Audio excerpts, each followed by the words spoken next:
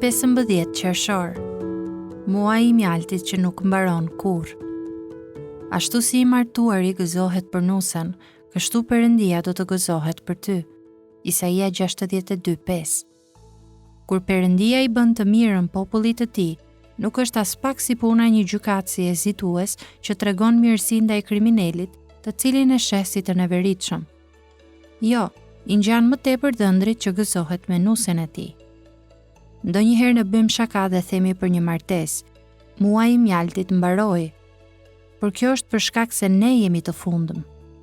Ne s'mund të ruajmë dot një nivel intensiteti dhe ndjenje si ai i muajit të mjaltit. Megjithatë, Perëndia thot se gëzimi i tij për popullin e tij është si gëzimi i dhëndrit për nusen.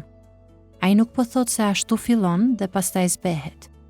Perëndia është duke folur për intensitetin dhe kënaqësitë, për energjitë, ngazëllimin, entuziazmin dhe shijimin e muajit të mjaltit. Ai po përpiqet të na ngulit në zemrat tona se çfarë do të thotë kur gëzohet për ne me gjithë zemrën e tij.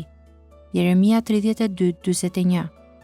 Do të ndjej gëzim duke u bërë të mirë dhe do t'i mbjell në mënyrë të qëndrueshme në këtë vend, me gjithë zemrën time dhe me gjithë shpirtin tim. Sofonia 3:17. Zoti, Perëndia yt në mes teje, është i fuqishmi që shpëton.